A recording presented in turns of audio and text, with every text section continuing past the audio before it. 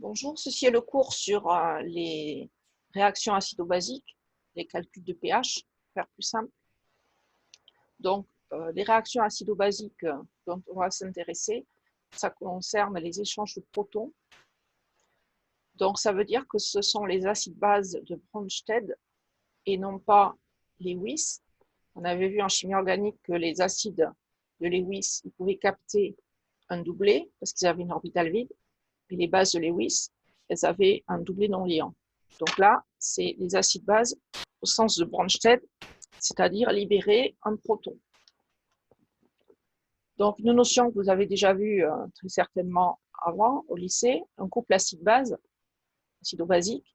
Donc, vous avez deux espèces qui diffèrent l'une de l'autre uniquement par un proton. Donc, le proton H+, ce H ici, il va partir et il vous donne la base. Donc, la réaction acido-basique, l'acide, il a libéré ce proton sous forme H+, et on obtient l'autre forme, la base. Donc, on dit que les deux espèces, elles sont conjuguées, elles ont uniquement un proton de différence. Alors, une autre façon de les nommer, c'est que l'acide, il est capable, vous voyez, la forme acide, elle est là, l'acide, il est capable de libérer H+. Donc, un acide, c'est une espèce qui peut libérer un proton, et la base, inversement, la base, si elle réagit avec le proton, on peut faire la réaction à l'envers, on revient à l'acide, donc la base, elle est capable de capter un proton. Donc, le proton, c'est un échange, en fait, qu'on va pouvoir enlever d'une espèce et accrocher sur l'autre. Alors, ce qu'on appelle proton H+, c'est uniquement un proton où il n'y a pas d'électron avec, ce n'est pas un atome d'hydrogène, c'est uniquement un proton seul. Et ce proton d'échange, il n'existe pas dans l'eau. On ne peut pas avoir H+ tout seul. Forcément, dans l'eau, H+ va être entouré de molécules d'eau qui le solvatent. H2O, c'est le solvant. Et donc, s'il réagit avec l'eau, H+, ça va vous donner l'espèce H3O+, qu'on appelle oxonium ou hydronium. Et donc, dans les exercices, quand on va noter H+ à queue, ça veut dire H+ dans l'eau, et ça peut faire appel soit à la forme H+, soit à la forme H3O+. Donc, quand on note H+ à queue, ça peut être soit H+, soit H3O+. Et comme l'activité de H2O, de toute façon, ça fait 1 parce que c'est le solvant, ça n'a aucune importance. Donc ça, il faudra vous adapter aux consignes d'un exercice. Si dans l'exercice, on vous demande d'écrire sous forme H+, vous pouvez continuer H+, ou si c'est spécifié H3O+, dans ce cas-là, il faudra respecter. Mais c'est indifférent. Le calcul de pH ne dépend pas du tout si on a mis H+ ou H3O+. Moi, pour ma part, je préfère H+, ça va beaucoup plus vite que d'écrire H3O+ à chaque fois. Donc, ça dépend des exercices, vous adapterez en fonction de l'énoncé. Alors, le proton qui va partir, qu'on appelle labile, ce proton, il est forcément lié à un atome électronégatif qui récupère l'électron qui partageait avec le proton.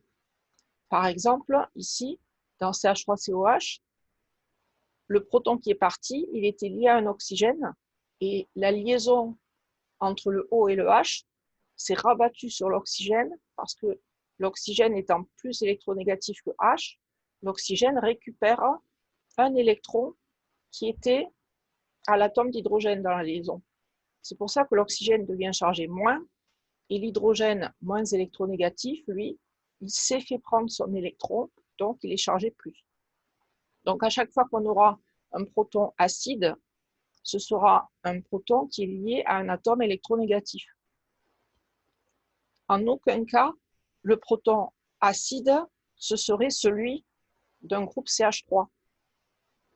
Dans le groupe CH3, le carbone et l'hydrogène, ils ont à peu près la même électronégativité et il n'y a aucune raison pour que le H parte au niveau du carbone.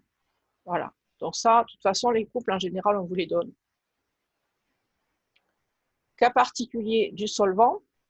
Alors l'eau, c'est un solvant qui peut être soit acide, soit basique. Alors, on va revenir à la définition qui était donnée là. L'acide, il peut libérer un proton.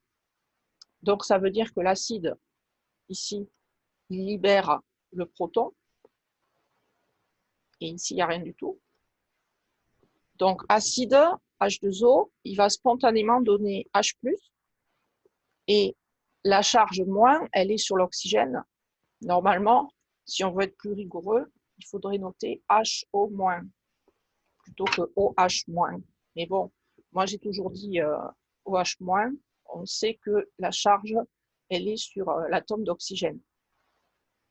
Et H2O, c'est une base puisqu'elle est capable aussi de capter un proton. C'est la réaction qu'on a écrite ici. H2O capte un proton et ça donne H3O+.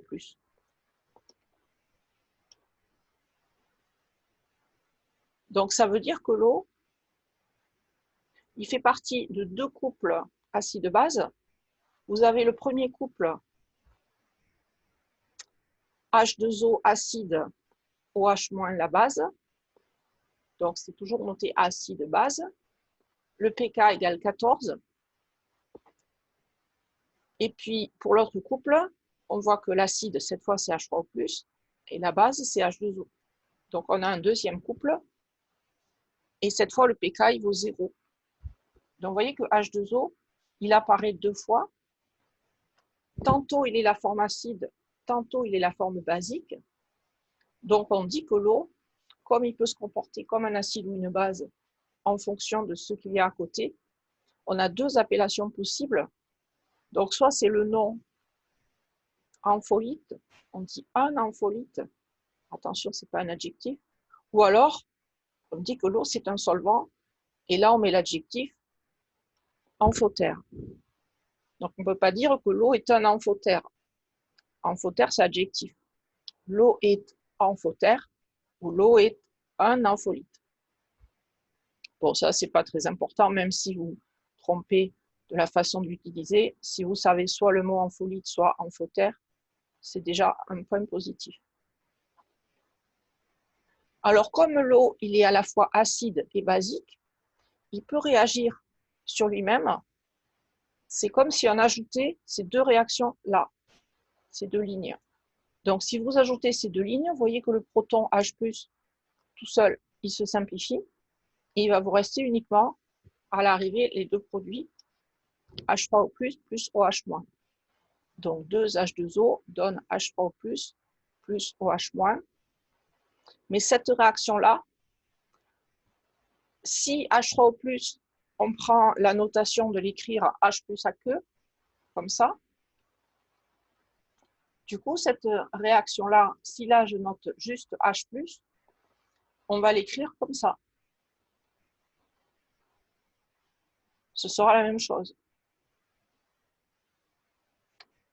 Soit le H3+, on l'écrit en toutes lettres, H3+, ou alors on prend la notation abrégée H+, et de toute façon, l'eau, comme c'est le solvant et que l'activité, ça fait 1, si on a un seul composé, activité 1, et là, s'il y en a deux, l'activité au carré, 1 fois 1, de toute façon, ça fait 1, et donc ça ne change pas. C'est pour ça que peu importe si vous l'écrivez H3+, ou si vous l'écrivez H+. Alors, la constante KE, c'est la constante de réaction de cette réaction-là d'autoprotolyse de l'eau. Donc, pour écrire la constante d'équilibre d'une réaction, vous rappelez que c'est les produits divisés par les réactifs. Les produits, il y a H3O+, et puis OH-. Donc, on doit les multiplier. L'activité d'H3O+, fois l'activité de OH- divisé par l'activité de l'eau au carré. Donc, si j'ai l'activité au carré, c'est que je me suis basé ici sur cette équation. H2O acide plus H2O base. Du coup, on a le carré. Mais si je m'étais basé sur la réaction du dessus, celle-là, on aurait en haut l'activité d'H+, qui est la même chose que l'activité d'H3+, OH-, et en bas, un seul H2O. Et comme de toute façon, l'activité, ça fait 1, ça ne change rien. Alors, l'activité d'espèces solubles, comme H3O+, ou OH-, je vous rappelle que c'est la concentration. Alors, quand je note juste concentration comme ça, c'est faux, puisque normalement, il faut diviser par C0, avec C0 égale 1 mol par litre. Alors, on le sait, donc on ne l'écrit pas forcément. On sait que cette expression-là, c'est la valeur numérique de la concentration en mol par litre, mais sans l'unité mol par litre. Et du coup, la constante KE, c'est le produit H3O+ fois OH-. Voilà, donc ça, c'est le produit ionique de l'eau, KE, qui va valoir 10-14, on va le voir dans la page après. Mais ce produit ionique de l'eau, il est donné par cette réaction où l'eau se comporte à la fois comme un acide et une base. Alors l'eau qui se comporte comme un acide ou une base, on verra tout à l'heure qu'en fait, H2O, c'est le plus faible des acides dans l'eau, et H2O en tant que base, c'est la plus faible des bases dans l'eau. Donc c'est vrai que l'eau peut se comporter comme un acide ou une base, mais dans les deux catégories, c'est un acide faible et une base faible. Ce n'est pas quelque chose d'efficace, on va dire.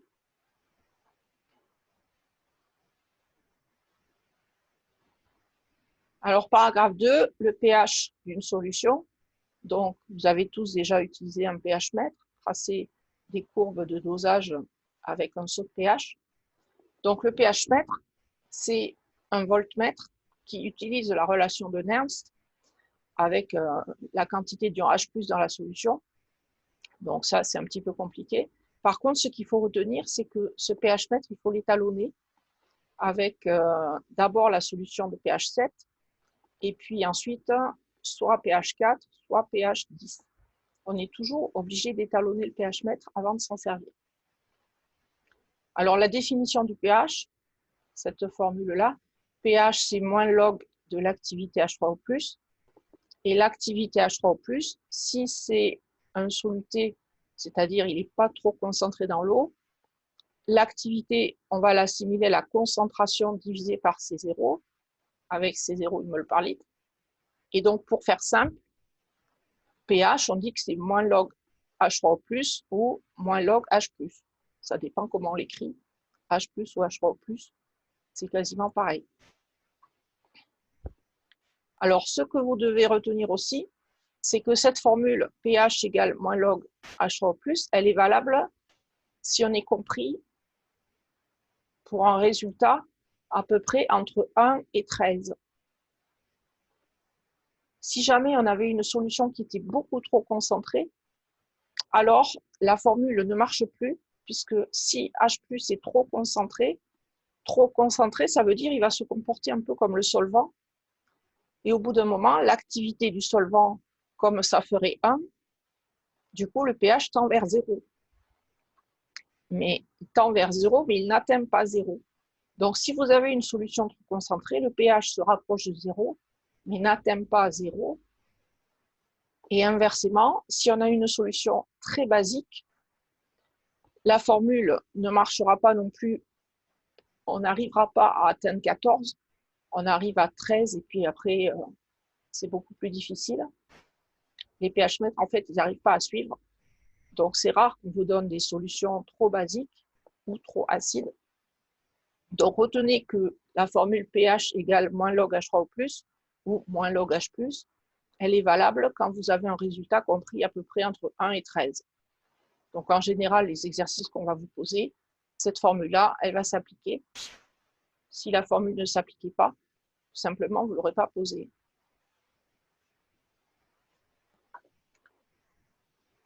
Alors, couramment, on appelle milieu neutre 7, parce qu'en fait, c'est pile au milieu de l'échelle du pH qui va de 0 à 14. 7, c'est le milieu. Et au milieu de l'intervalle, on appelle ça neutre. Si on a un pH plus faible, on est en milieu acide, et pH plus grand que 7, on est en milieu basique. Ça, vous le savez. Donc, ensuite, si on est en milieu basique, il y a davantage de OH- par rapport au H3O+. ou H plus aqueux. Donc c'est ça, milieu basique. Ça veut dire que OH- prédomine. Et si on est en milieu acide, ça veut dire que H3O+ prédomine. Donc là, ce que vous pouvez remarquer, c'est que si H3O+ égale à 10-1, au même instant, OH-, qui est donné sur cette échelle-là, il vaut 10-13.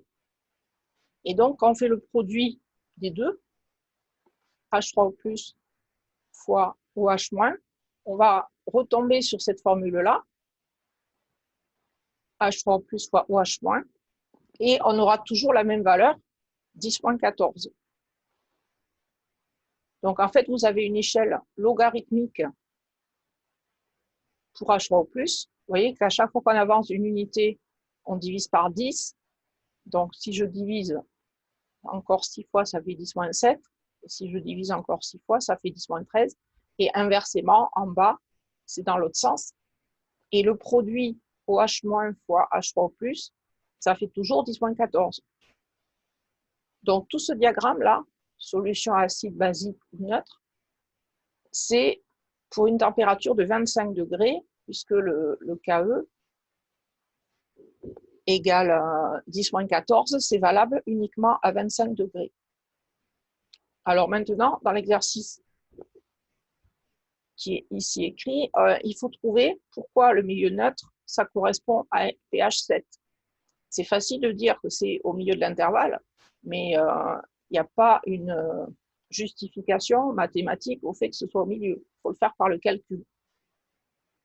Donc là, la première question, c'est montrer qu'à 25 degrés, le milieu neutre, c'est 7. C'est quelque chose que ça, on vous a toujours dit, mais il faut le redémontrer. Alors, quand on a une solution théoriquement neutre, ça veut dire qu'on n'a mis aucun acide dedans et aucune base non plus. Donc, a priori, c'est qu'on n'a que de l'eau. Donc, si on n'a que de l'eau, on peut écrire la réaction d'autoprotolyse de l'eau, c'est-à-dire l'eau qui réagit sur elle-même. Et l'eau qui réagit sur elle-même, ça vous donne H3+ plus OH-. Alors, si vous avez de l'eau pure avec rien dedans, ou cognon, alors ça veut dire qu'au début, vous aviez que de l'eau, et l'eau va avoir formé à la fois H3+ et puis OH-. Et une mole H3+ pour une mole OH-. Donc, le fait d'avoir rien au début, ça veut dire que la concentration H3O+, c'est la même que la concentration OH-. Vous avez égalité dans la formule. H3O+ égale OH-. Alors, si je reprends la formule précédente du produit ionique de l'eau, on a vu tout à l'heure que le produit ionique de l'eau, KE, c'était le produit H3O+ fois OH-. Si on est dans l'eau pure, on a égalité H3O+ et OH-. Donc, c'est comme si, ici, j'avais H3O+ au carré, puisque OH-, je peux le remplacer ici par H3O+. Donc, KE, c'est H3O+ fois OH-, et comme on a égalité entre les deux, ça vous fait H3O+ au carré. Alors, moi, je veux trouver le pH. pH, on a vu, la formule, c'est moins log H3O+. Donc, pour utiliser moins log, il va falloir que, ici, le H3O+, je lui fasse subir le moins log. Donc, en fait, on va faire moins log de cette expression ici. Donc, si je fais moins log d'un côté égale moins log de l'autre, donc moins log, le premier terme, c'est KE, moins log KE, et moins log KE, on va appeler ça PKE. Ça, vous connaissez avec les acides, les constantes d'acidité, moins log Ka égale pKa. Et si je fais moins log de l'autre côté de l'équation, ça fait moins log de H3O+ au carré. Donc là, vous savez que quand on a un carré ici, dans un log, on a le droit de sortir ce carré. Ça fait 2 log H3O+, et donc 2 log H3O+, ça fait 2 pH. Donc avec cette formule-là, on a pKe égale 2 pH, ou sinon on divise par 2, pH égale pKe sur 2, et comme je me suis placé depuis le début dans l'eau pure, le pH c'est bien le pH du neutre.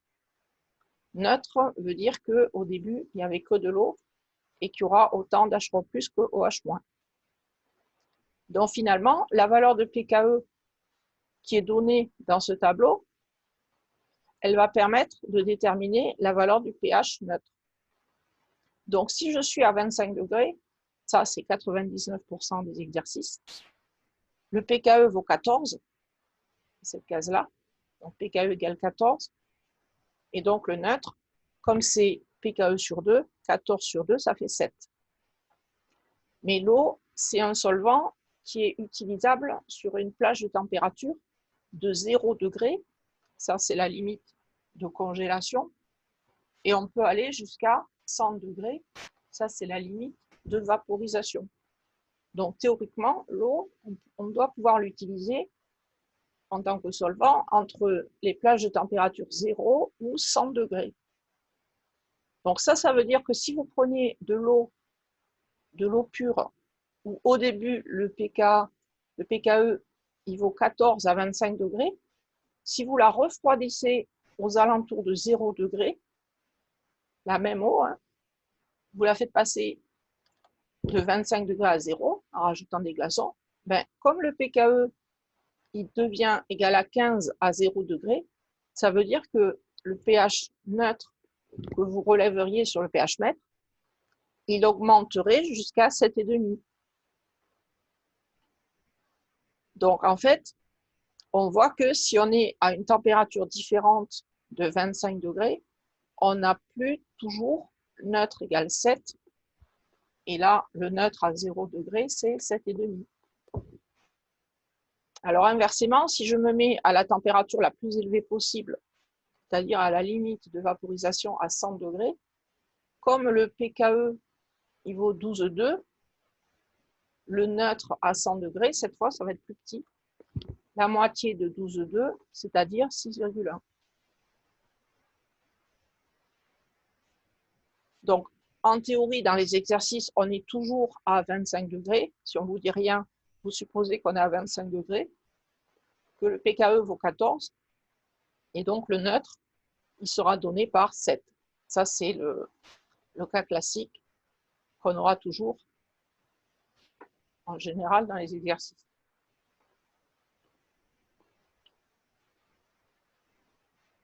Alors, je repasse à un couple acide-base qu'on aurait dans l'eau. Alors, couple acide-base, on a vu tout à l'heure que la seule différence entre eux, c'était qu'on avait libéré un proton H+. Ce proton, comme il n'existe pas dans l'eau, il est capté immédiatement par le solvant. H2O, le solvant, capte H+, pour donner H3+.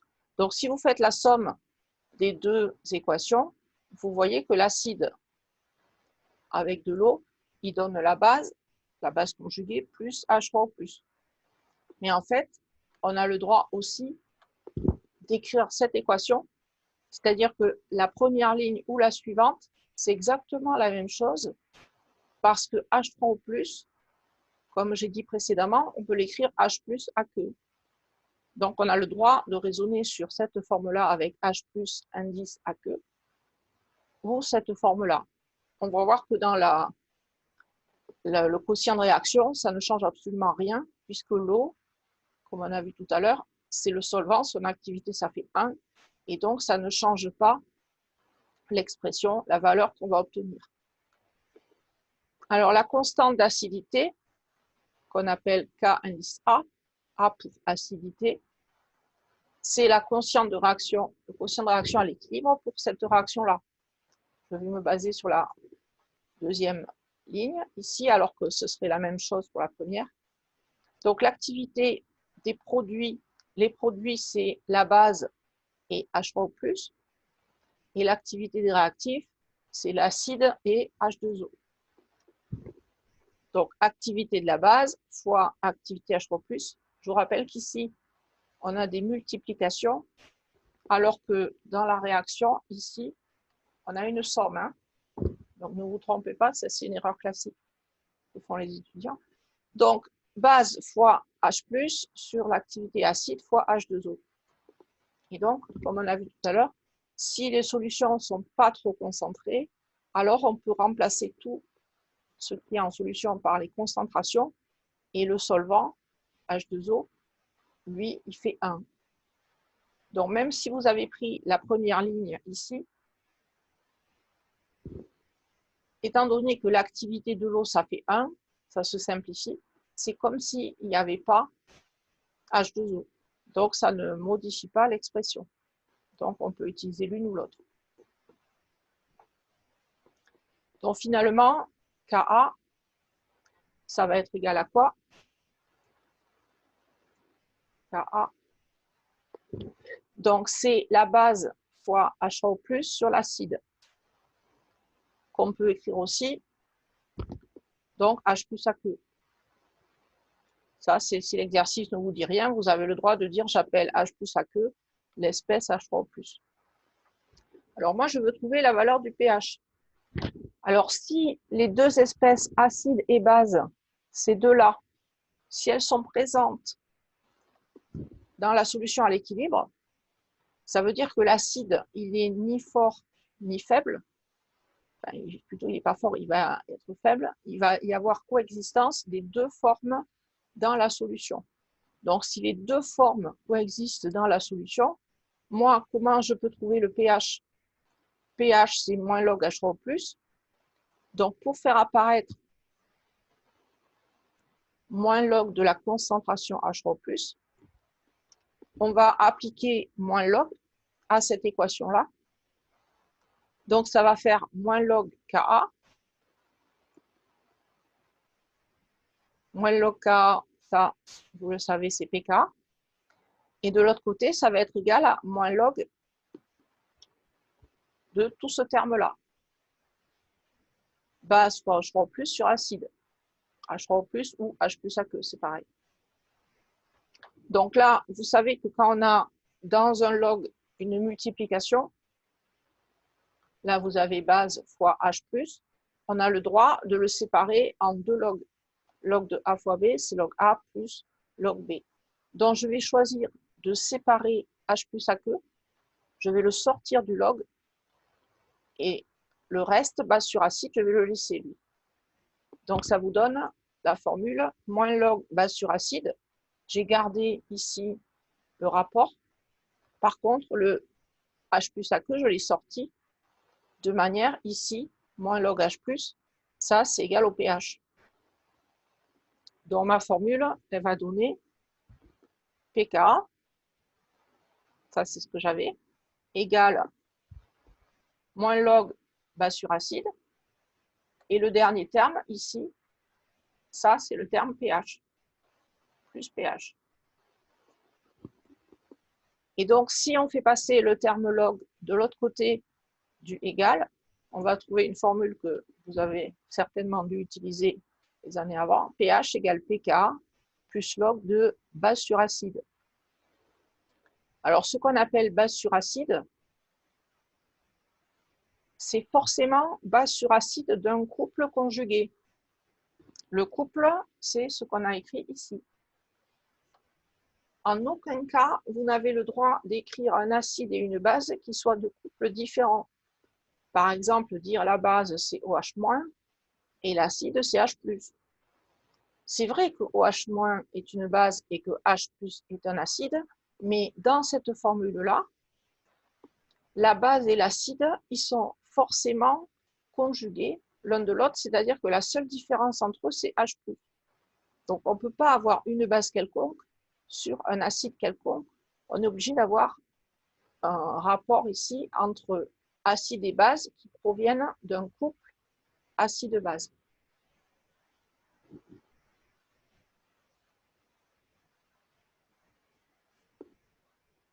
Alors, cette formule pH égale Pk plus log B sur A, on peut l'appliquer au couple CH3COH, CH3CO-, l'acide éthanoïque et la base ion éthanoate.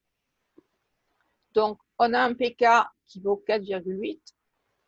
Donc, ce 4,8, si on l'a mis sur l'axe de pH, 4,8, pH égale pK, ici. Si je me place pile sur cette valeur pH égale 4,8, ça veut dire que dans le terme log, tout ça là, le terme log, il vaut 0. Donc, le rapport base sur acide égale à 1, puisque log de 1, c'est le seul cas où ça fait 0. Donc, si je suis pile à cette valeur 4,8, ça veut dire qu'il y a autant de bases que d'acides. Donc, la flèche ici, CH3COH égale CH3CO-. On appelle ça la limite de prédominance. La limite de prédominance, c'est le point précis où on a égalité des concentrations.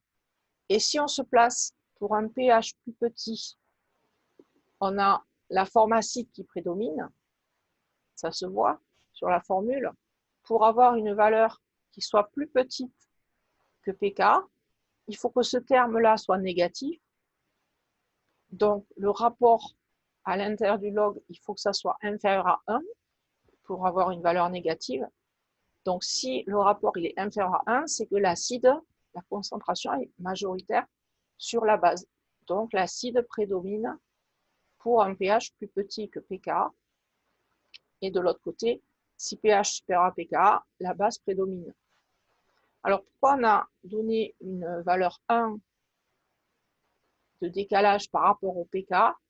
C'est parce qu'on considère qu'à partir de cette valeur 5,8, on a la base qui est 10 fois plus concentrée que l'acide.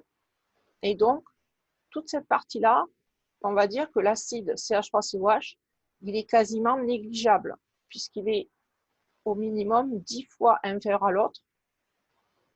Donc, si vous êtes à 6,8, encore une unité de plus, ça veut dire que l'acide sera 100 fois plus petit que la base. Donc, à partir d'avoir une valeur 6,8, on pourra considérer qu'il y a uniquement la base CH3CO- dans la solution, et l'acide, c'est comme s'il avait disparu. On dit qu'il est négligeable. Et de l'autre côté, c'est pareil. Si vous êtes en milieu beaucoup plus acide, mettons 2,8, la base CH3CO-, elle est 100 fois plus petite que l'acide, et donc on dit qu'elle est négligeable. Donc, plus simplement, pour éviter de prendre ces valeurs une unité en plus ou en moins du pK, en général, on simplifie le diagramme en disant de ce côté, l'acide est majoritaire, de l'autre côté, c'est la base qui est majoritaire. Voilà, donc ça, normalement, vous avez dû le voir au lycée. Alors, on va voir maintenant le cas d'un polyacide. Un polyacide, c'est une espèce qui va pouvoir libérer plusieurs H+. Donc, on va définir plusieurs pKa. Donc, l'acide phosphorique H3PO4, vous voyez qu'au début, il est écrit ici, H3PO4, il libère un premier proton. Donc, on a enlevé H+, il reste H2PO4-. Mais H2PO4-, lui, il peut aussi libérer un proton. Vous voyez que le nombre de H, ici, il a diminué. Donc, ça, c'est la deuxième acidité. Il reste un H. Et le troisième H peut aussi donner une forme basique. Donc, ici, on va avoir le triacide H3PO4. H3PO4, il est majoritaire uniquement si, vous voyez ici, le pH il est plus petit que ce pKa, 2,1. C'est l'équivalent de se trouver ici sur le dessin. Donc H3PO4, l'acide phosphorique, sera majoritaire si le pH est compris entre 0 et le premier pKa, 2,1.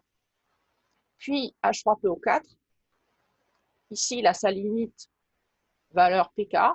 Donc sur cette limite, pH égale 2,1, ça veut dire qu'il y a autant de H3PO4 que de H2PO4-.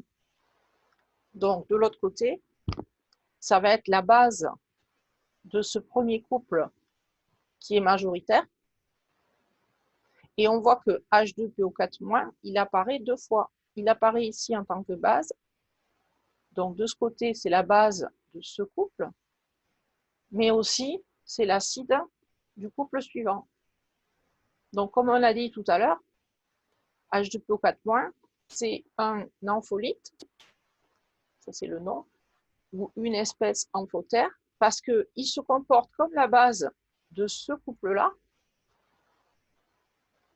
et il se comporte comme un acide de, cette fois, ce couple-là. Et le pK égale 7,2, ça correspond bien quand il est acide pour ce couple-là. Alors, HPO4 de moins, vous voyez que lui aussi, il apparaît 2 fois. Donc, lui aussi, c'est un ampholyte qui va donner PO4 3-. Donc, autant H3PO4 peut libérer 3 protons, les 3 H qui sont là, vous voyez qu'ils sont partis, ça vous a donné l'ion phosphate PO4 3-. Et donc, inversement, PO4 3-, l'ion phosphate, il pourrait capter 3 fois un H+. Donc, PO4 3-, c'est une base, et même c'est une tribase. Ça peut capter 3 H+. Donc, vous avez ici ce diagramme d'espèce de prédominance qui est donné quand vous avez une seule acidité. Et si jamais vous avez 3 acidités, vous avez 3 frontières, les 3 pKa, et on est toujours sur une échelle de pH qui va de 0 à 14.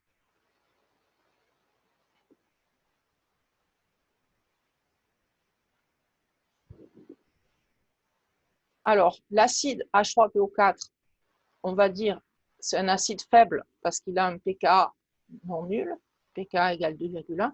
Mais cet acide H3PO4, il est plus fort que l'acidité de celui-là, puisque lui, son pKa, il vaut 7,2. Et cet acide-là, en tant qu'acide, il est plus fort que celui-là, où le pKa de cet acide-là, dans ce couple, c'est 12,3. Donc, on va pouvoir classer la force des acides et des bases. Donc, un acide, on dit qu'il est fort s'il arrive à libérer autant de H+, qu'il avait de moles d'espèces à lui. Donc, CH3COH, on dit que c'est un acide faible, parce que si vous mettez une mole de CH3COH, vous n'aurez pas dans la solution une mole H+. Vous aurez peut-être que 100 fois moins, 0,01 mol. Donc, CH3COH, on dit que c'est un acide faible. Alors, plus l'acide est fort, plus son pK est petit. Là. Donc, vous voyez que les 3 pK qui sont donnés, 2, 7 et 12, on va avoir l'acide qui a le plus petit pK, il va être plus fort que les autres.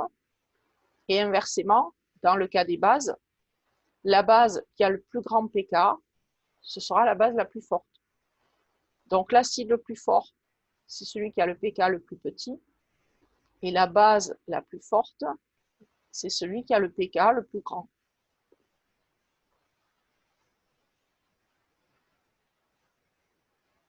Donc, on ne peut pas avoir à la fois l'acide et la base qui soient fortes. S'il y en a un qui est fort, alors l'autre est faible.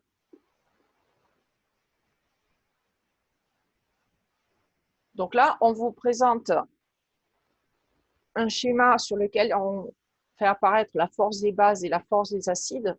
Alors attention, ce schéma, je l'utilise tel quel, mais en fait, attention, il y a une inversion. Vous voyez qu'on a la base de ce côté et l'acide de l'autre. Je l'ai trouvé comme ça dans un bouquin, donc je l'ai gardé. Mais logiquement, quand on parle d'un couple acide-base, on dit d'abord l'acide et ensuite la base. Donc, on va commencer par la force des acides, ce qu'on appelle acide fort. Un acide fort, c'est un pKa négatif. Là, vous voyez qu'il y a 3 valeurs d'acide. Il y en a 2 ici qui ont un pKa négatif. Et ici, pK égale 0, ça correspond au couple H3O+, H2O. Donc, si jamais vous mettez HNO3, l'acide nitrique, dans l'eau, l'acide nitrique dans l'eau, il va spontanément se transformer en H3O+. Et donc, HNO3 à l'instant même où vous le mettez dans l'eau, instantanément, il s'est transformé en NO3- et H+, aqueux ou H3O+. Donc, en fait, les acides qui ont un pK négatif, instantanément, ils vont donner H3O+. Et donc, on va prendre comme convention, quand on a un acide fort, HNO3, le pKa il vaut moins 1,8. On va prendre par convention cet acide HNO3 dans l'eau. Comme spontanément il donne H3O+, on va considérer que le pKa HNO3, on va le poser égal à 0. Même s'il est négatif en vrai, vous voyez que c'est moins 1,8. Au moment où on le met dans l'eau, il fait une réaction totale. Il va se transformer en H3O+. Donc, on va dire, c'est comme si, au lieu de considérer l'espèce HNO3, on considérait directement H3O+. Donc, on va remplacer le couple HNO3-NO3- par le couple H3O+, H2O. Et donc, on va poser le pKa égal à 0. Donc, si on ne vous dit rien sur la valeur du pKa pour un acide fort, par convention, vous prendrez 0.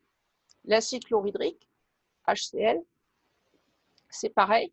Au moment où vous le mettez dans l'eau, instantanément, par réaction totale, il se transforme en H+, capté par l'eau, et puis Cl-. Donc, même si HCl il avait un pKa moins 6,3, on va le poser égal à 0. On va faire comme si c'était l'acide H3O+. Et donc, sur ce schéma, on va prendre H3O+ majoritaire par rapport au pKa égale 0. Donc, l'axe de pH, on va toujours le considérer entre 0 et 14.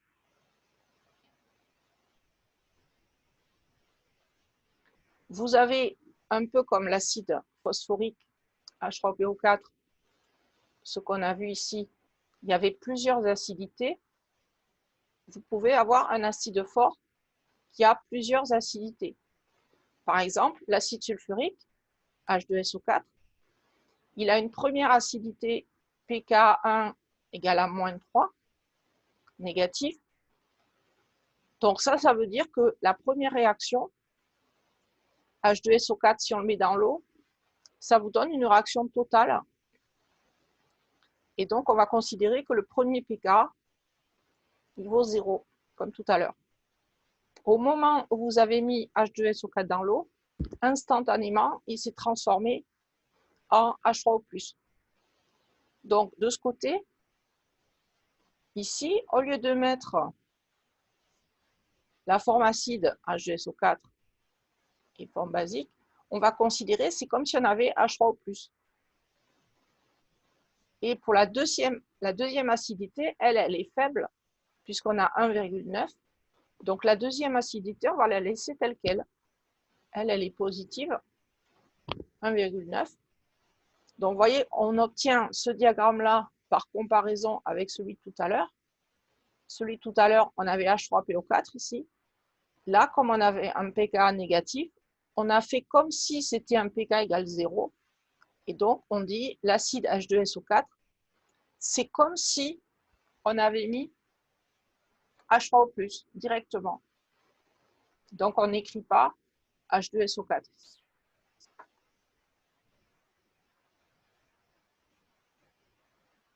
Alors maintenant, je vais parler du cas des bases. Donc, je vous ai dit tout à l'heure que quand on avait un acide fort, la base était faible. L'acide le plus fort qui existe, HCl, ça donne la base la plus faible qui existe. Là, vous avez le couple de l'eau. Donc, vous voyez qu'H3O+, c'est classé quand même par rapport aux acides forts, puisque les acides forts avec un pK négatif, on les assimile à H3O+.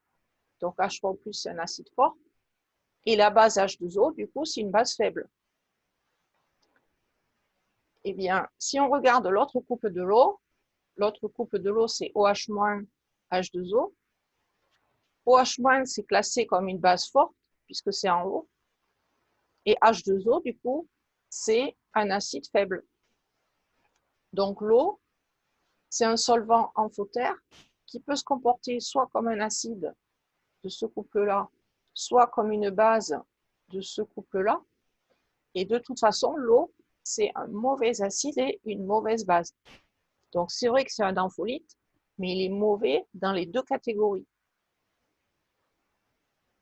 Donc si on considère cette fois les bases fortes, ce sont celles qui vont avoir un pK plus grand que la valeur du pH dans l'eau 14, pK supérieur à 14. Donc vous avez deux espèces qu'on va regarder aujourd'hui, NH2-, ion amidure, et CH3, CH2O-, ion éthanolate. Donc quand vous mettez une de ces deux bases dans l'eau, comme ces bases sont plus fortes que OH-, du coup, elles vont réagir avec l'eau. La base plus de l'eau va donner la forme acide. La forme acide, c'est soit NH3, soit la forme éthanol ici. Et la réaction sera considérée comme totale. Donc ces bases ici qu'on va utiliser, on ne les utilisera jamais dans l'eau. Parce que si vous les mettez dans l'eau, c'est comme si vous aviez directement OH-. Ces bases, on va les utiliser en chimie organique, pour faire les réactions d'élimination. À partir d'un dérivé halogéné, faire une élimination d'un H et d'un chlore, par exemple, pour faire un alcène.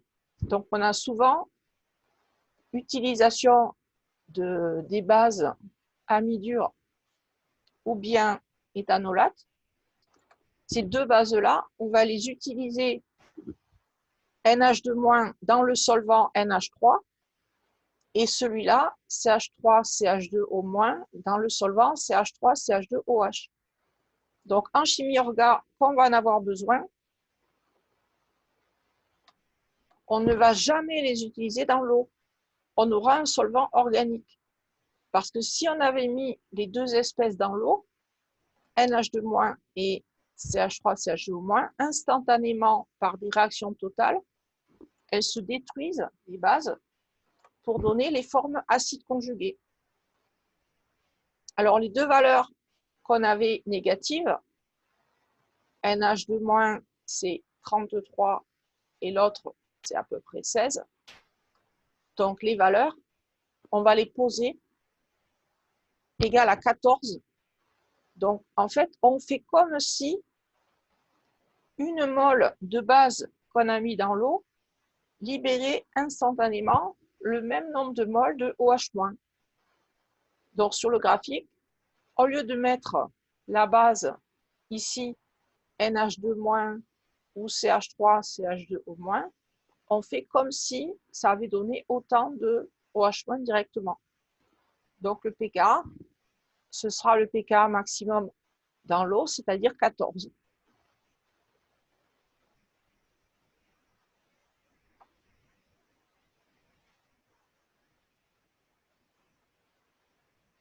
Donc maintenant, on va regarder comment on calcule le pH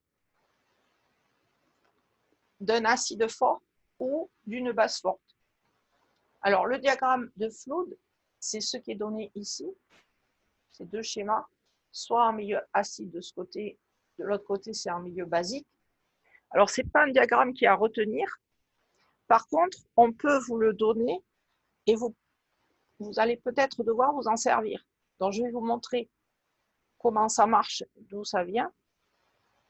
Donc on suppose qu'on met un acide fort à la concentration C dans l'eau, par exemple HCl. On met l'acide fort HCl dans l'eau. Donc je reprends la réaction, mettons celle-là. Donc HCl dans l'eau. Comme la réaction est totale, la concentration initiale HCl, ça va se transformer tout en H3O+. Et donc H3O+, initialement, ce sera la concentration que vous aviez pour l'acide. Donc si l'acide HCl égale la concentration C, H3O+, il aura la concentration C directement, puisque la réaction acide dans l'eau, elle est totale. Donc, si on reprend la formule pH égale à moins log H3O+, si vous remplacez H3O+ par C, ça vous donne moins log C. Donc, pH, pour un acide fort de concentration C, pH égale moins log C.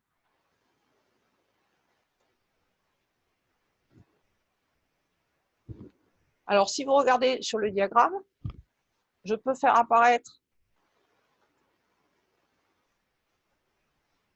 la courbe pH égale moins log C, puisque là, vous voyez qu'en abscisse, vous avez les valeurs moins log C. Alors, si moins log C égale à 1, ça veut dire que C égale 10 moins 1 mol par litre. Si moins log C égale à 2, ça veut dire que C égale 10 moins 2 mol par litre. Donc là, la concentration, c'est une échelle logarithmique.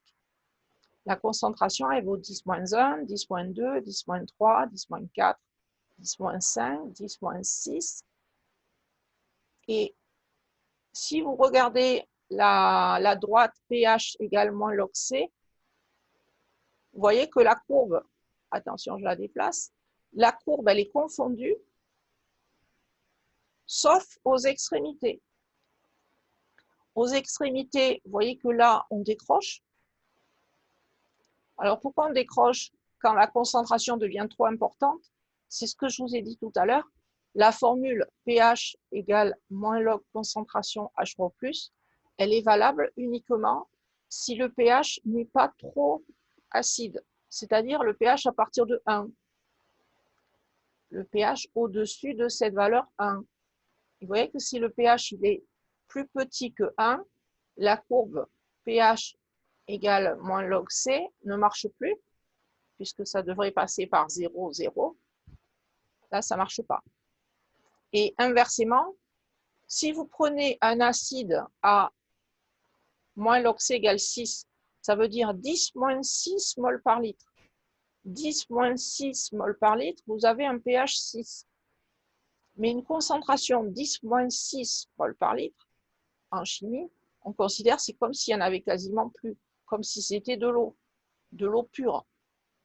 Donc là, regardez qu'à 6, on est encore sur la courbe. Par contre, c'est ici qu'on décroche quand le pH il vaut à peu près 6,5. Donc en fait, cette droite, pH égale moins log C, elle va être valable à peu près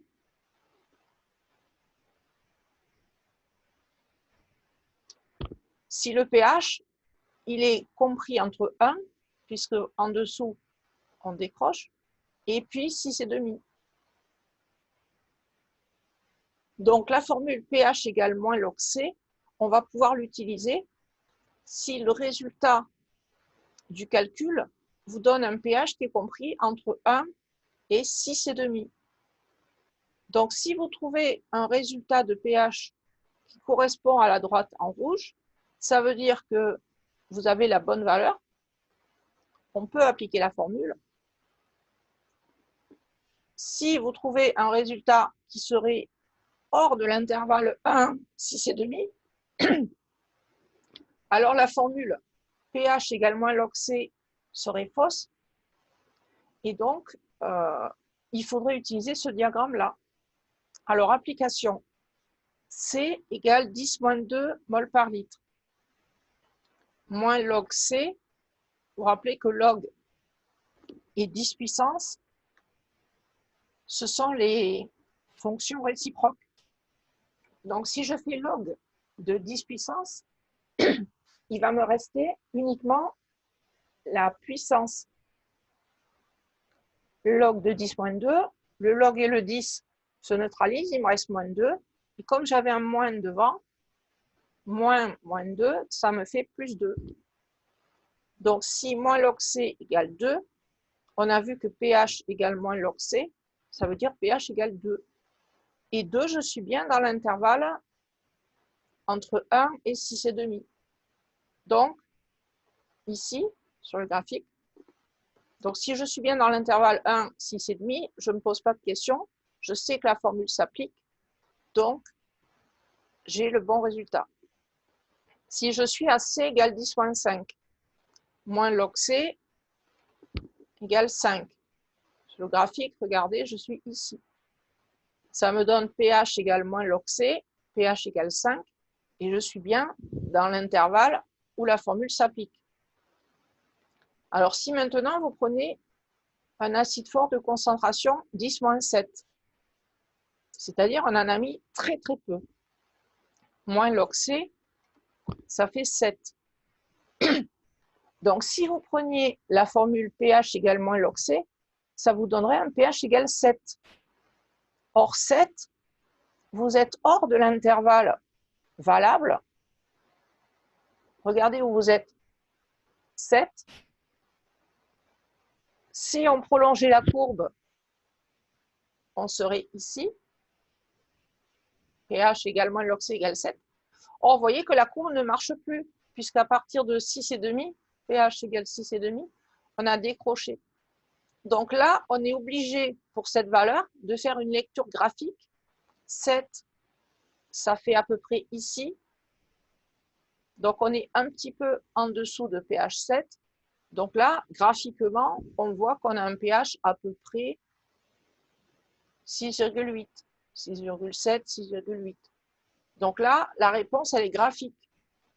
Pour un pH 6,8, on est obligé de faire une lecture graphique parce que la formule ne marcherait pas. pH égale moins log C égale 7, on serait à l'extérieur du domaine de validité. Alors, sur ce graphique, petit h, c'est la concentration de H3O+.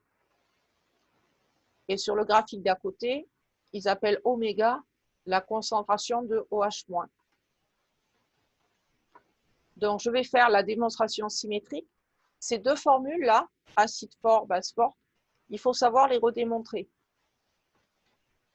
en faisant la petite démo là, de 4 lignes qui est ici. Alors maintenant, je me place dans le cas d'une base forte. Donc, une base forte, les bases fortes qu'on a vues tout à l'heure, par exemple, NH2-, si on met NH2- dans l'eau, à une concentration C, instantanément, il s'est transformé pour donner autant de OH- qu'il y avait de NH2- au départ. Donc, pour la base forte à la concentration C, OH-, ça va être égal à la concentration C. Instantanément, OH- s'est transformé. Alors moi, j'ai besoin de calculer pH égale moins log H3O+. Or, des H3O+, il n'y en a pas dans le milieu, puisque ce qu'on a mis, c'est OH-, c'est une base. Donc, comment je peux réussir à récupérer la concentration de H3O+? En fait, il faut se rappeler que la réaction d'autoprotolyse de l'eau, elle est valable tout le temps. C'est-à-dire que le produit H3O+ fois OH-, il sera toujours égal à KE. Et le KE, le plus souvent, c'est 10-14. Hein, quand on ne vous dit rien, KE égale 10-14.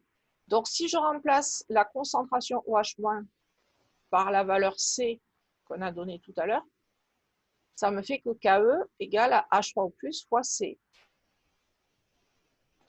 Donc, si je veux avoir pH égale à moins log H3O+, il faut que je fasse moins log H3O+. Or, pour avoir H3O+, c'est égal à KE divisé par C. Donc, si vous faites moins log H3O+, en disant qu'H3O+, c'est KE sur C, donc ça fait moins log KE moins log C. Donc, ça fait moins log KE plus log C. Donc là, en utilisant cette formule et en appliquant moins log, on arrive à ça. pH, c'est moins log KE plus log C. Avec moins log KE, dans tous les exos, on prendra 14. Donc, ça vous fera 14 plus log C. Donc, ce graphique, là aussi, il fait apparaître une droite.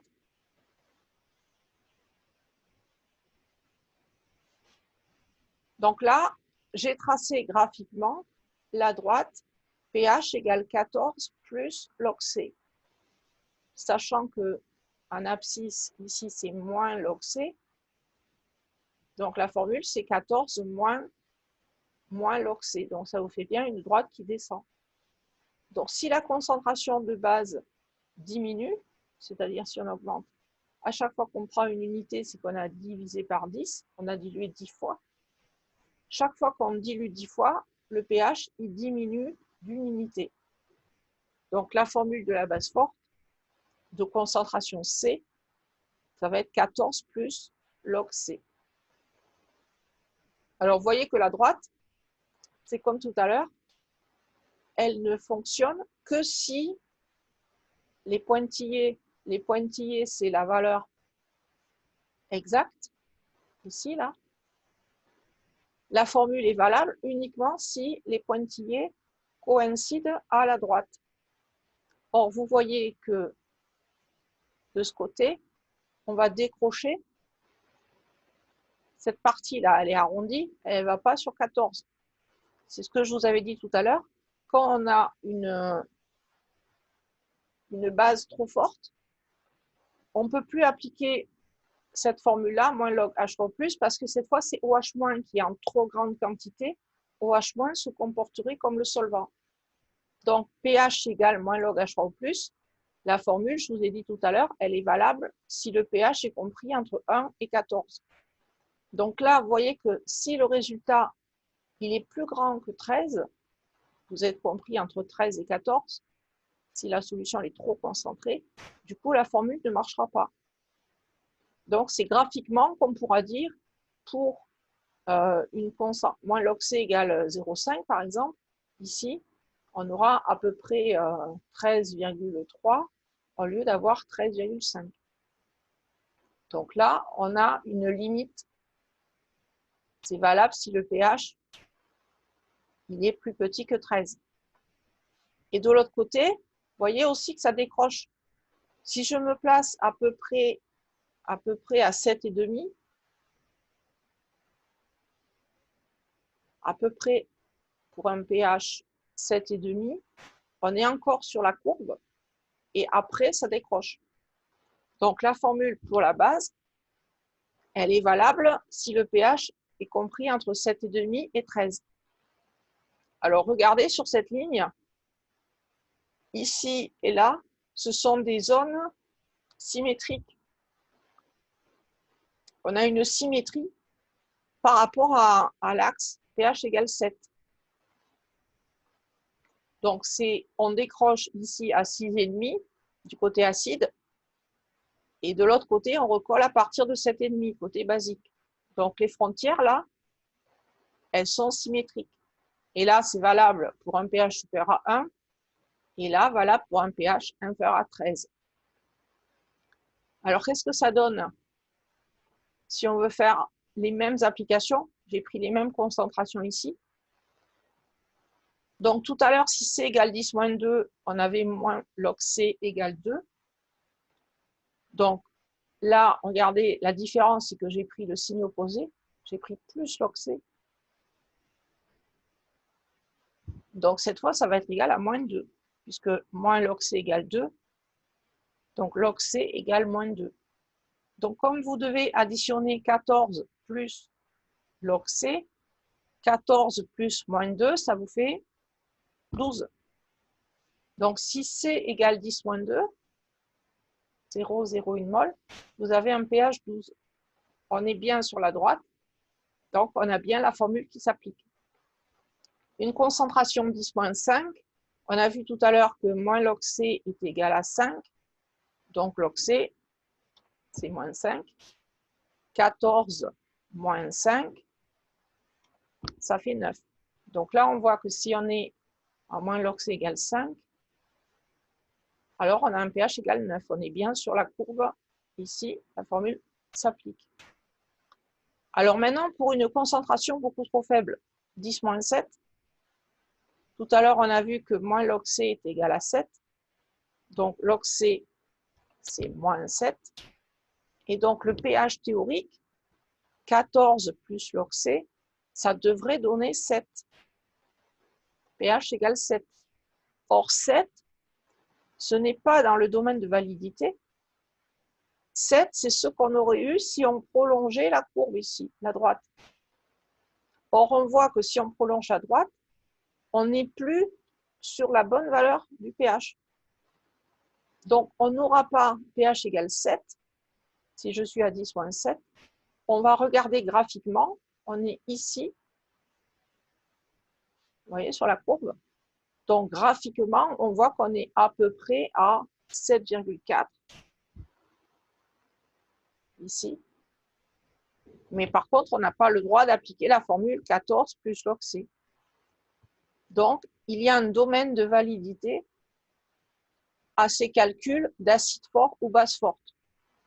Alors, je vous rassure, en général, dans les exercices, quand on vous demande de calculer un acide fort ou une base forte dans l'eau, on a forcément une concentration quand même un petit peu élevée, c'est-à-dire au minimum à 10-3 ou 10-2 mol par litre. On est par là.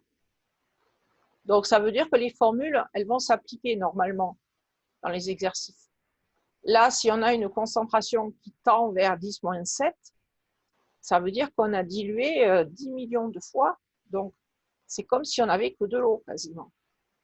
Donc, ces formules, il faut savoir les redémontrer et il faut connaître les domaines de validité, mais le plus souvent, elles vont s'appliquer, puisqu'on sera dans des concentrations comprises entre 10-1 et 10-3 mol par litre. Donc, normalement, ces formules devraient s'appliquer. Donc, ça, c'est les formules les plus faciles. pH égale moins log C ou 14 plus log C.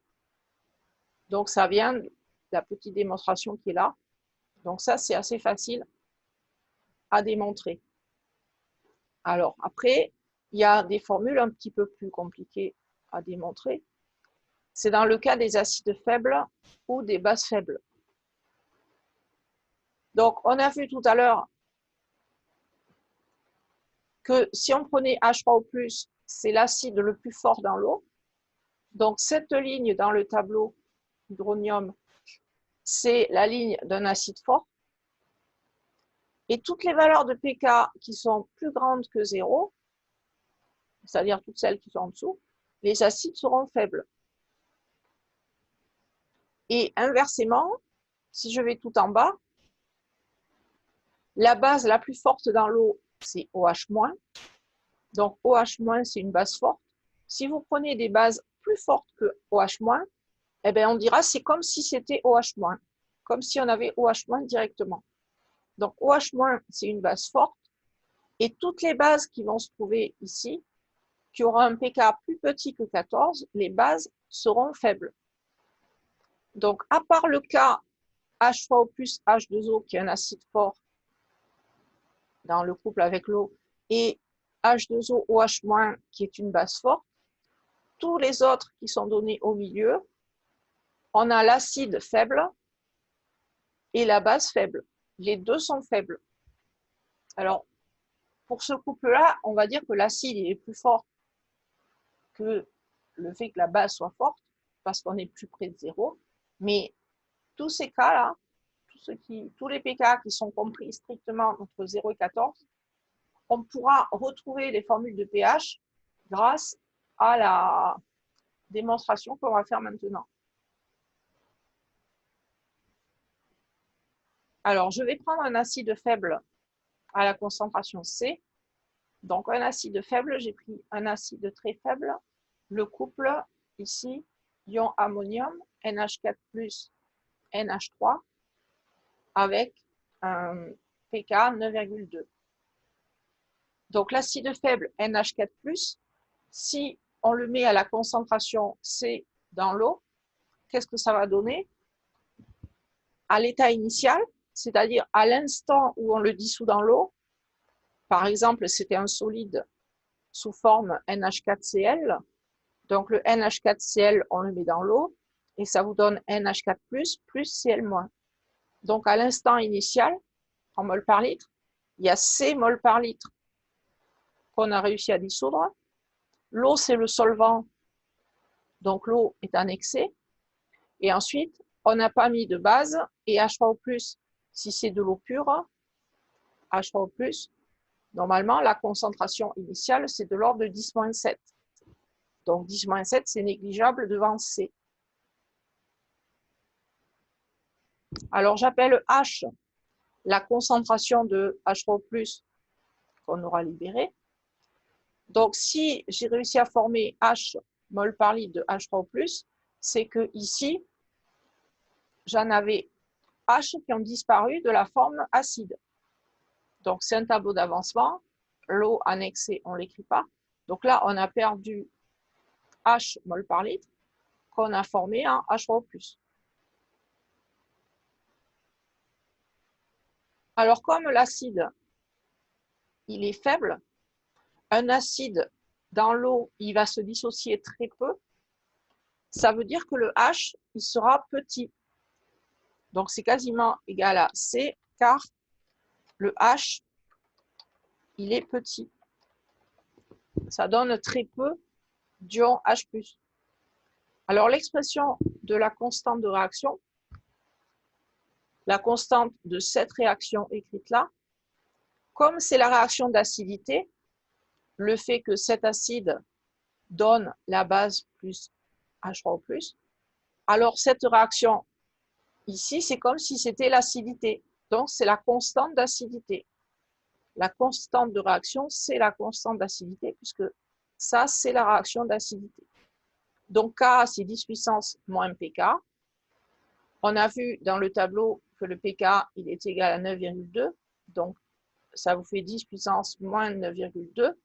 Et vous voyez que c'est très petit devant 10-3. Pourquoi on compare à 10-3? Puisque quand on a une réaction, une constante qui est plus petite que 10-3 ou 10-4, on dit que la réaction n'a quasiment pas lieu. Et donc, comme la réaction n'a pas lieu, il y a une très petite quantité de H qui seront transformées et l'acide NH4+, il va quasiment rester en la concentration qu'il avait au début. Alors, si je remplace la constante de réaction par l'activité des produits, les deux sont solubles, divisé par l'activité des réactifs, vous voyez que là, l'eau n'apparaît pas puisque H2O, c'est le solvant. Donc, cette réaction, si on avait écrit NH4+ donne NH3 plus H+, ça donnait exactement la même formule. Si je remplace là-dedans,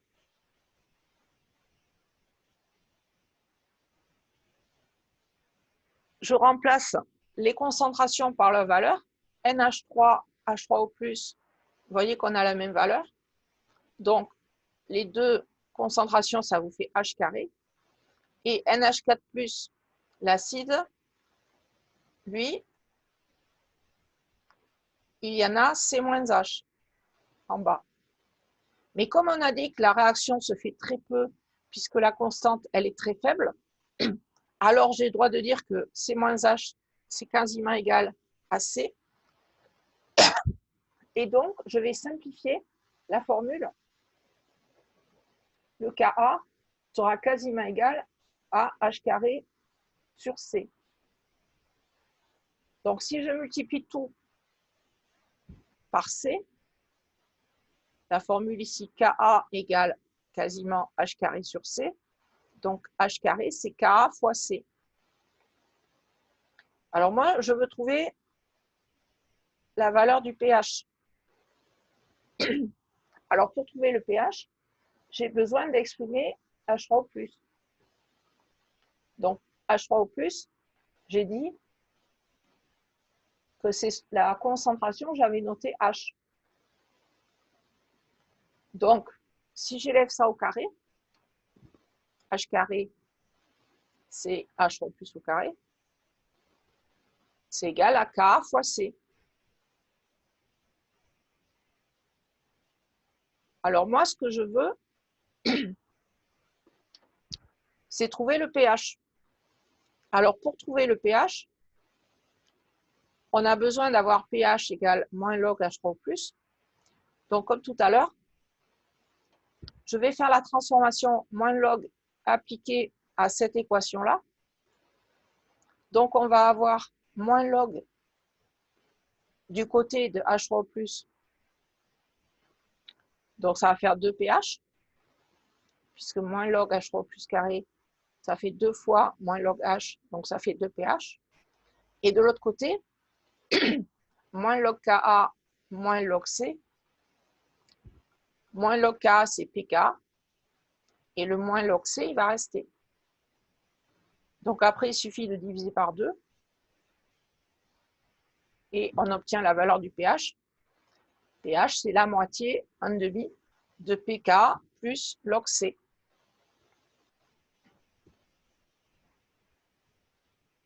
Voilà, donc ça aussi, c'est une formule qu'il faut savoir redémontrer.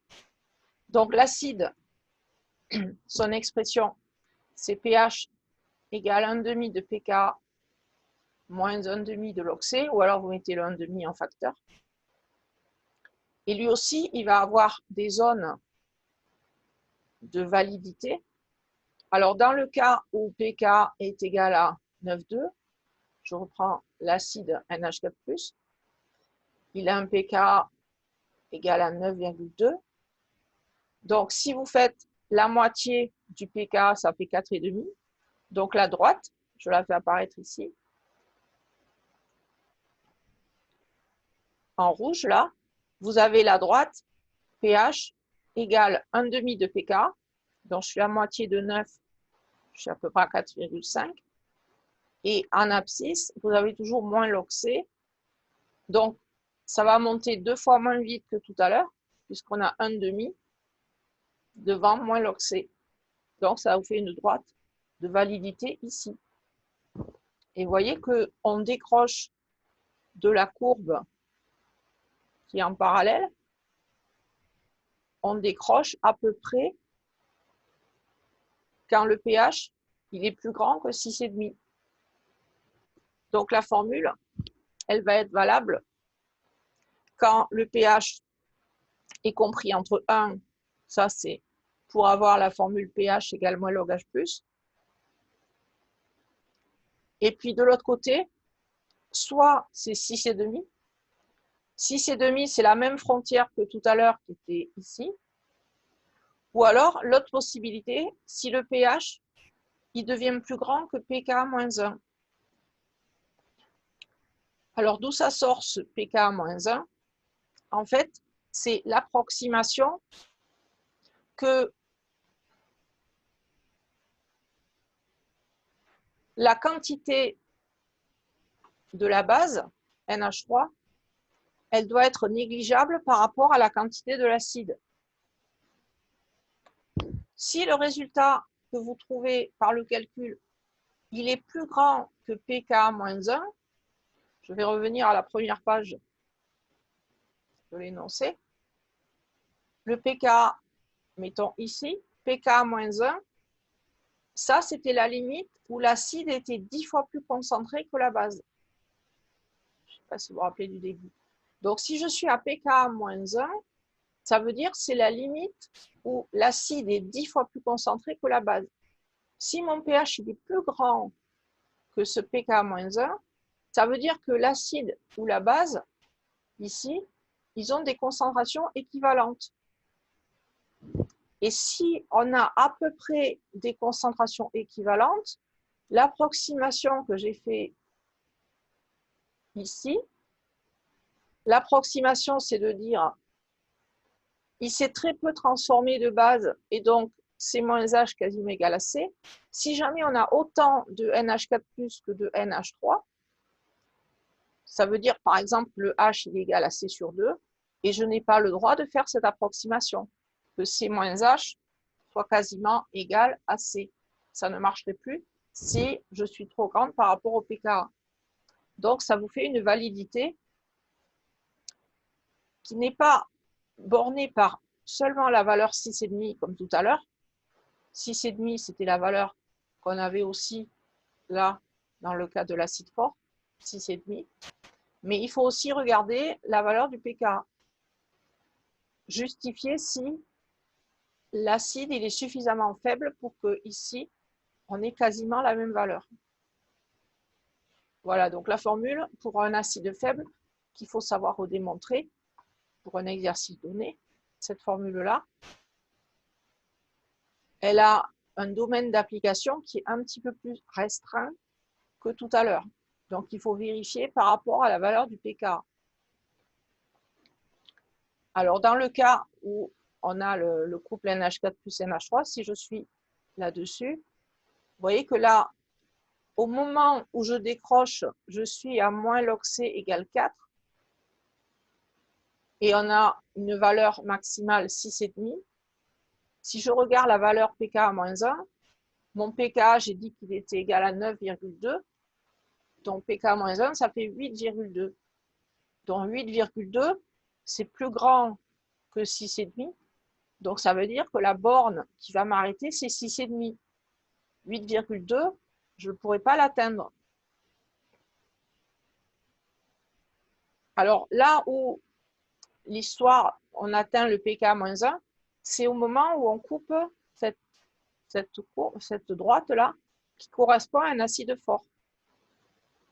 Si jamais vous prenez un acide dont le pKa il est égal à 4, je me place ici, pKa égale à 4, vous voyez que là, à la limite, au moment où je vais m'arrêter, quelle est la valeur du pH ici?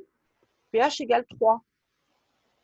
Donc, je répète, en rouge, c'est un exemple, si le pKa était égal à 4, la formule pH égale 1,5 de pKa, si pKa égale 4, ça fait 2, je pense bien ici au point 2. Et on voit que si on arrive ici, l'horizontale, ça correspond à pH 3, la formule ne marche plus, puisque si je continuais à tracer cette droite à l'infini, on voit qu'on a décroché par rapport à la valeur théorique exacte. Donc là, si pK égale 4, la formule va marcher uniquement si pH est inférieur à 3, c'est-à-dire pKa moins 1. Et si jamais vous avez une concentration plus faible, dans ce cas-là, il faudra utiliser ce diagramme qui s'appelle diagramme de Flood pour trouver la valeur du pH. Si on a un pH, un moins log C égale 4, C égale 10 moins 4, donc il suffit de prendre la courbe. Ici, vous voyez qu'on a un pH à peu près 4 à ce point-là.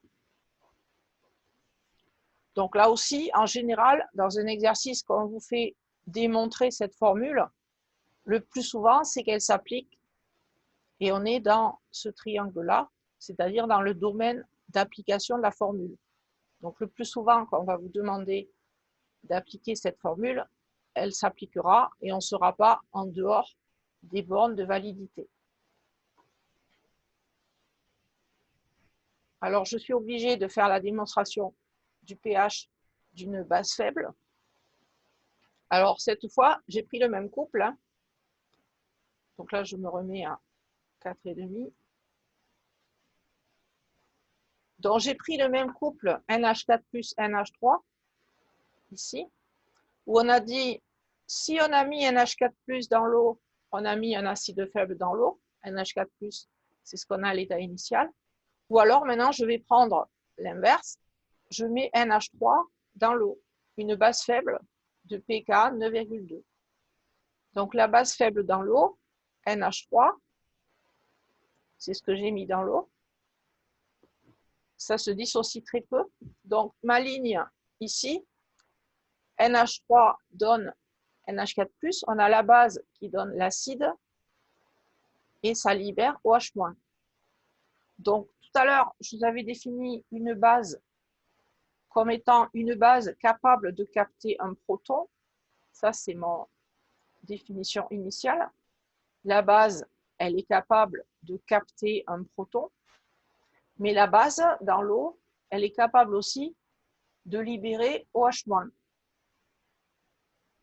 Donc, c'est pour ça que la réaction ici, qui s'appelle la réaction de basicité, la base NH3 va donner l'acide du couple plus OH- base forte.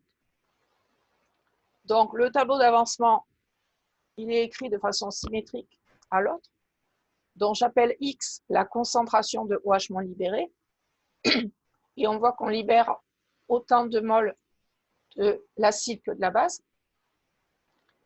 Le solvant, il est toujours en excès, donc ça ne change pas. Et dans le cas de la base, s'il y a X moles qui ont disparu pour former l'acide conjugué, ça veut dire qu'il y a X moles ici qu'on a enlevé à l'état initial. Alors, comme tout à l'heure, on va voir que comme la réaction n'a quasiment pas lieu, la concentration de NH3, c'est quasiment égal à la concentration C. C'est-à-dire que le X, il est très petit devant la valeur de C. Alors, la constante de réaction,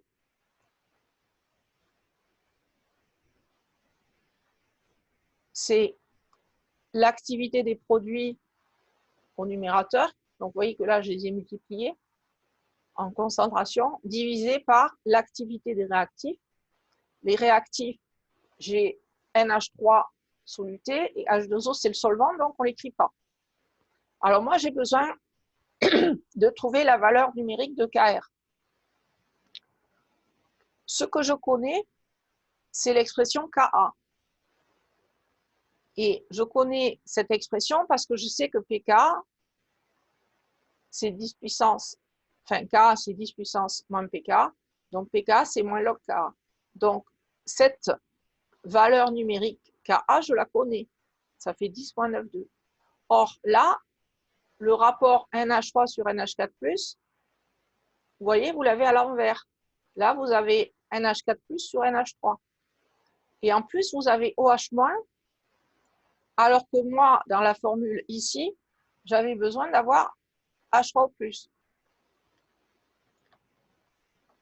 Donc, le rapport NH4+, sur NH3, il n'est pas dans le bon sens. Et en plus, je n'ai pas H3+, j'ai OH- qui est libéré ici. Donc là, il y a une astuce. L'astuce, elle consiste à multiplier en haut et en bas par la même valeur. On multiplie par H3 sur H3 . Donc ça ne change pas le résultat puisque c'est comme si on multiplie par 1 sur 1. Et par contre, on va mettre en commun H3 fois OH-, H3 fois OH-, ça, c'est KE. Et à 25 degrés, ça fait 10,14. Et en bas, vous avez, si vous enlevez OH- et H3+, puisqu'on a dit que ça s'écrivait KE, ce qui va vous rester, en bas, vous avez H3+ fois NH3, c'est le numérateur ici, et en haut, vous avez NH4+, c'est ce qui est en bas. Donc là, les trois termes qui restent, vous reconnaissez que c'est comme si c'était Ka, Ka écrit au dénominateur. Donc finalement, la constante de réaction, ça va être égal à KE sur Ka, où Ka, c'est la constante d'acidité. Donc si on fait le calcul Kr,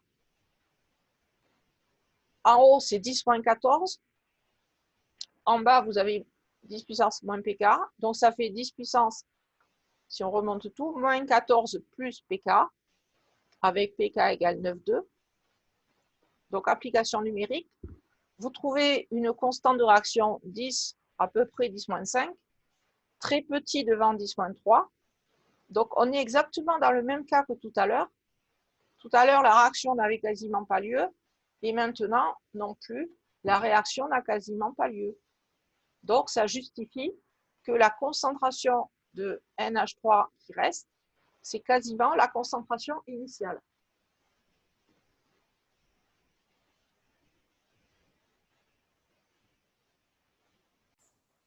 Donc, la réaction d'acidité Ka qui avait une constante 10-9,2, on voit qu'on peut la faire apparaître dans la formule de cette constante de réaction ici. Et donc, on a une réaction qui n'a quasiment pas lieu. Donc, si je reprends la formule Kr Et je remplace les concentrations NH4+, et OH- par X et X. Donc là, vous voyez qu'on a la même valeur, c'est X carré. Et NH3, au lieu d'avoir C moins X, j'ai directement écrit la concentration C parce que j'ai supposé que la réaction se faisait très peu. Donc, comme tout à l'heure, on a une approximation, Kr est quasiment égal à X carré sur C. Donc, j'en déduis que X carré, c'est le produit Kr fois C, avec Kr que j'ai déjà calculé avant.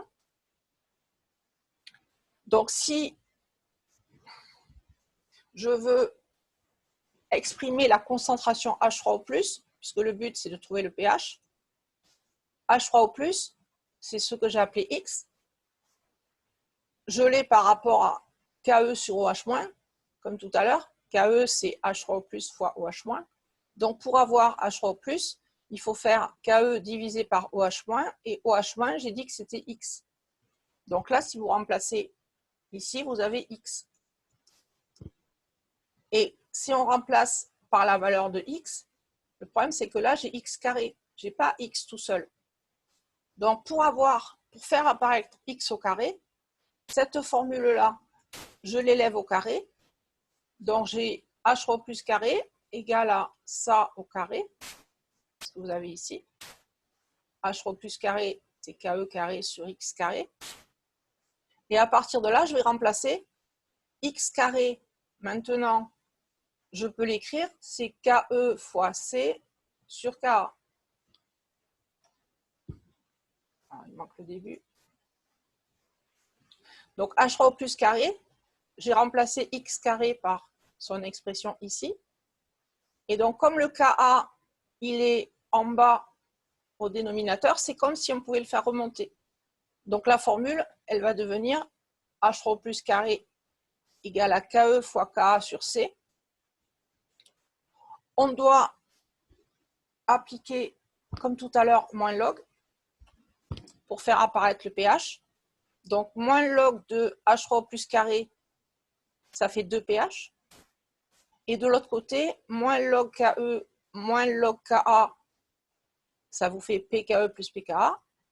Et en bas, moins, puisque c'est au dénominateur, moins log C. Donc, j'ai appliqué moins log au terme qui était en bas. Donc, finalement, je divise tout par 2. pH, c'est 1,5 de pKe plus 1,5 de pKa. On peut mettre un facteur là. Et moins log C, ça fait plus log C. Donc là, la formule pour une base faible, elle est un petit peu plus compliquée à obtenir. Donc la base faible, ça vous donne cette formule-là. Alors dans le cas du couple NH4 plus NH3, je dois être à 7 plus pKa, et je divise par 2. Donc en fait, quand on fait le calcul, on trouve que ça fait 11,5. Donc là, comme tout à l'heure, je trace en rouge la droite qui correspond à la formule ici, pH égale 1,5 de pKe plus pKa plus log C. Comme c'est en fonction de moins log C, que là vous avez moins log C, c'est pour ça que ça descend. Et vous voyez que la formule, elle est valable, attention je décale un tout petit peu, elle est valable quand c'est confondu avec ça qui est une portion droite, et il va y avoir un moment où ça décroche. Vous voyez qu'ici ça décroche, puisque la droite elle descend là. On est plus sur la droite.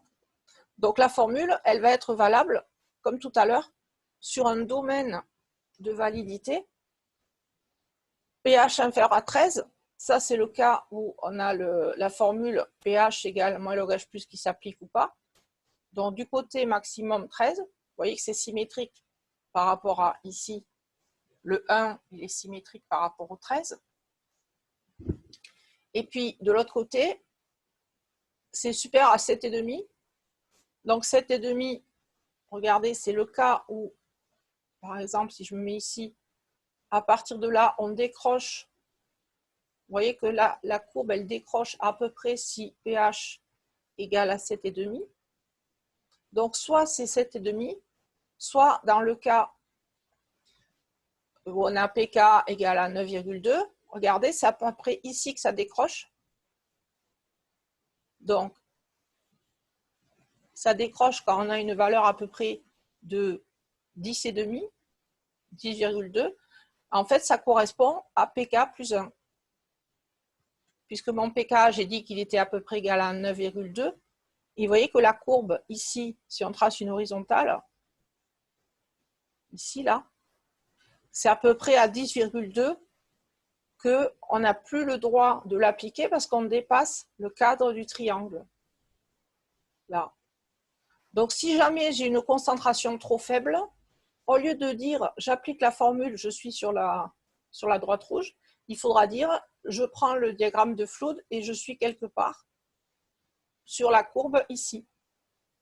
Alors en général, quand on vous fait obtenir cette formule, c'est parce qu'elle s'applique. Vous voyez que là, la formule, elle s'applique jusqu'à une concentration 10-3 mol par litre. C'est si ça devient plus dilué que ça ne marche pas. En général, les concentrations qu'on donne en exercice, c'est compris entre 10-1 et 10-3. Donc le plus souvent, la formule va s'appliquer.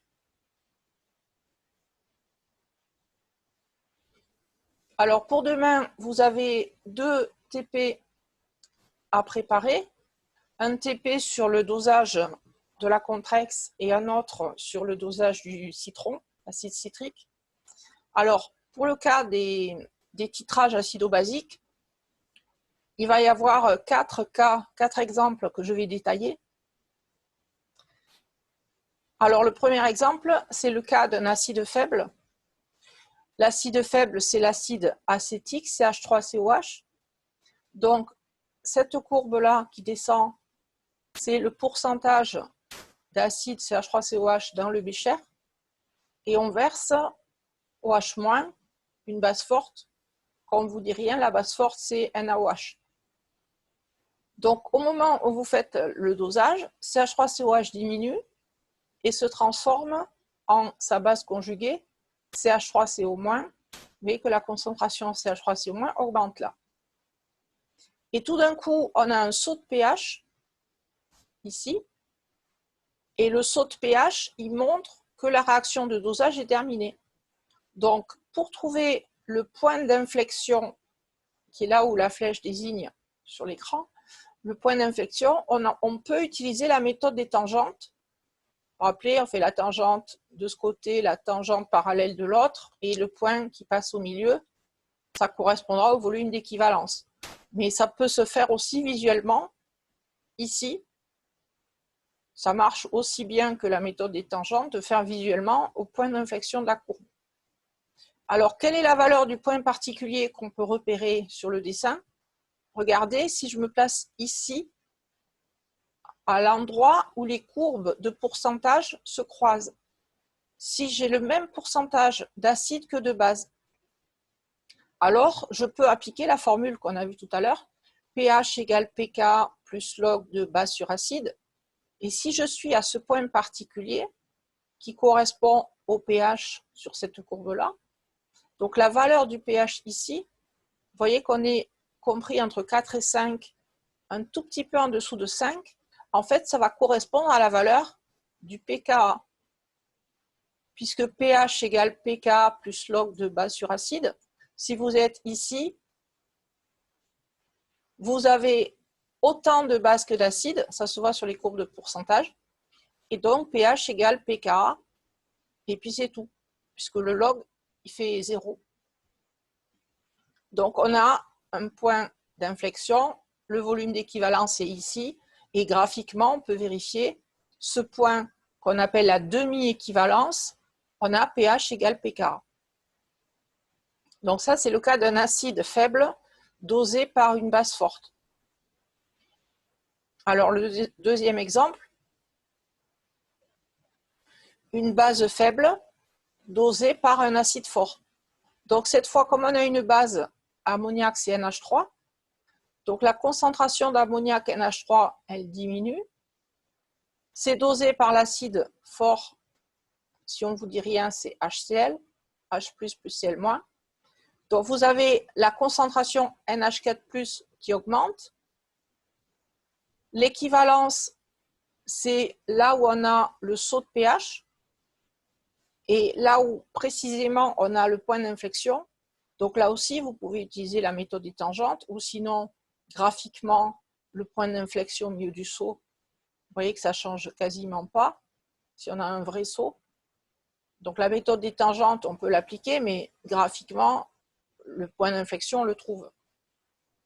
Et donc, on va pouvoir, si là, on a le volume d'équivalence, regarder à la moitié d'équivalence, la demi-équivalence, quelle est la valeur ici de pH. Donc, comme tout à l'heure, à la demi-équivalence, on a dosé la moitié de ce qu'on devait doser. Donc, les courbes de concentration d'espèces se croisent. On est à 50%. Ça, c'est de ce côté, c'est les pourcentages. Donc, il y a autant d'acide NH4+, que de base NH3. Donc, on va pouvoir appliquer la formule pH égale pKa plus log B sur A. Et donc, cette fois, on aura pK égale 9,2.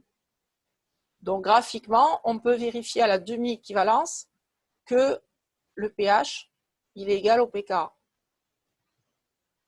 Donc, ça, c'est le cas où on a soit un acide faible, soit une base faible dosée par l'inverse. Donc, si c'est une base, c'est dosé par un acide, et si c'est un acide faible, c'est dosé par une base. Donc ça, c'est deux possibilités,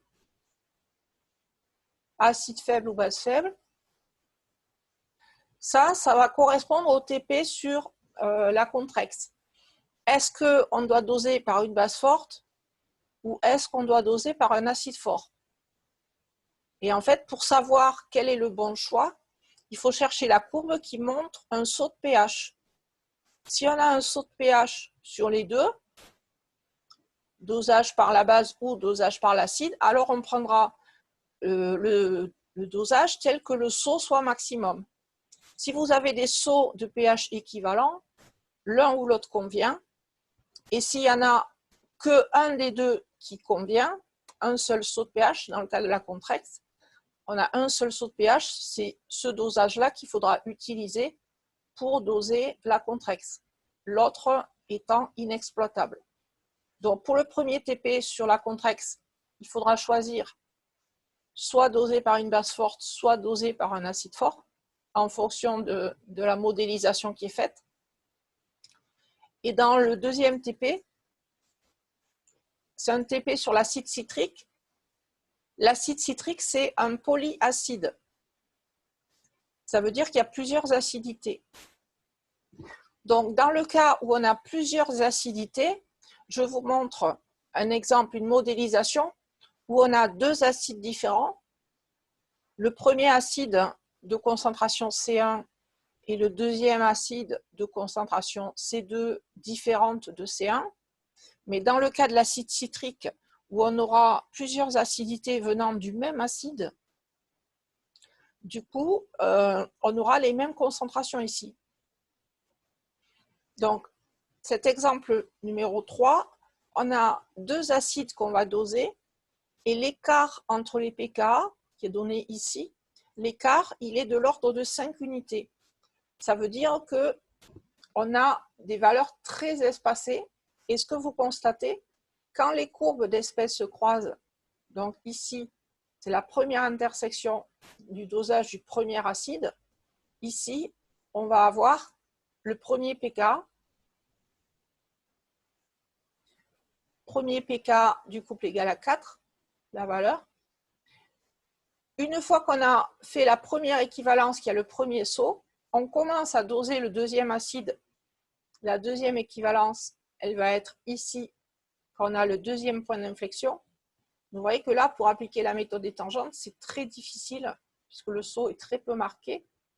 Et à la demi-équivalence du deuxième dosage, quand les courbes de pourcentage se croisent à nouveau, là aussi, sur la courbe de pH, vous avez un point particulier qui va correspondre au deuxième pKa 9.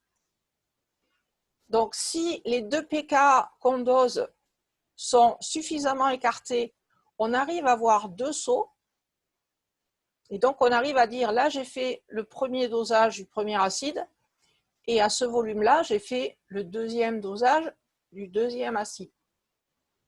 Mais dans le cas de l'acide citrique, que vous allez faire pour le TP de demain, la différence entre les pK, elle est faible. Là, j'ai donné un écart de 2 unités. C'est le même type de dosage qu'au-dessus, c'est-à-dire on a les mêmes concentrations, les mêmes volumes équivalents, sauf que le premier saut qui aurait dû être ici, je vous montre par rapport les deux schémas en même temps,